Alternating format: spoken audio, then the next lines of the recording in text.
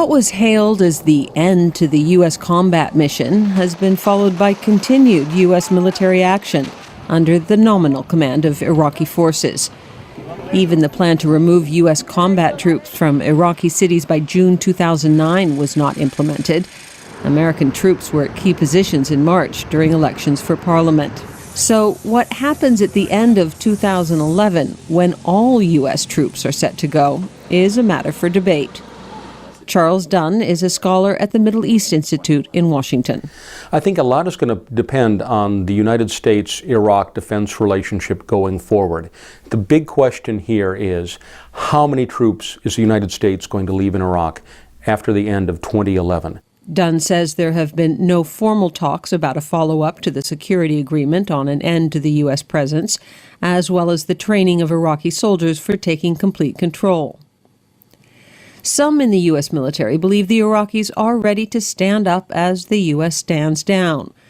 Brigadier General Jeffrey Buchanan, spokesman for U.S. Forces Iraq, says Iraqi forces have maintained security in recent months especially. From the election day through this period of government formation, more than 8 months of providing security, manning their posts, and never wavering, even though their chain of command was up to a caretaker government.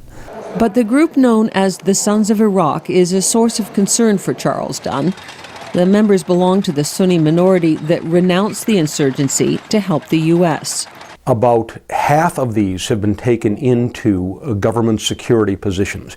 That leaves about another 49,000 out there who are not being given permanent jobs and could be a future source of al-Qaeda in Iraq recruiting. There is also the issue of the Kurds, ethnically distinct from the Arab majority. In the north, they've enjoyed relative autonomy through much of the chaos. But recent talk of self-determination could be a time bomb, especially since land separating Kurdistan from the mainly Arab south is in dispute, as is the oil-rich city of Kirkuk.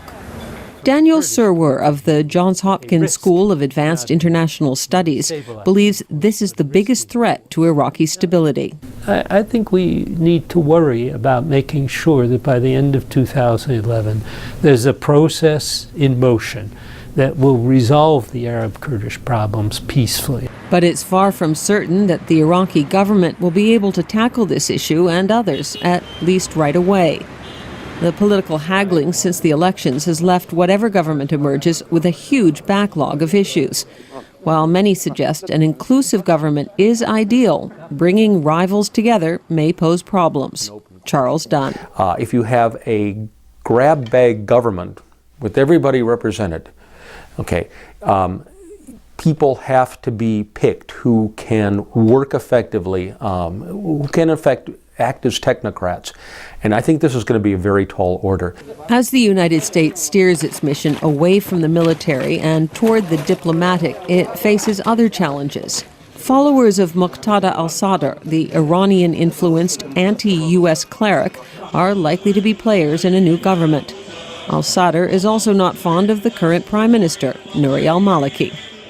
Some analysts say dealing with the Sadrists, however distasteful, is key to the diplomatic transition and a more stable Iraq. I think we stand some chance of getting them to be a somewhat more moderate force than they are today. And we need to wean them, frankly, from Tehran. That can only be done talking to them, not holding them at a distance. Surwer is concerned that as the military mission winds down, Americans have begun to forget about Iraq. Iraq is inherently a very important country. It's important because of where it is. It's important because of the role it's played in world history. It's important because of the oil it has and because of the neighbors it has. But forgetting Iraq is a mistake America may not be able to make at the end of 2011. Elizabeth Arrott, VOA News, Cairo. Welcome!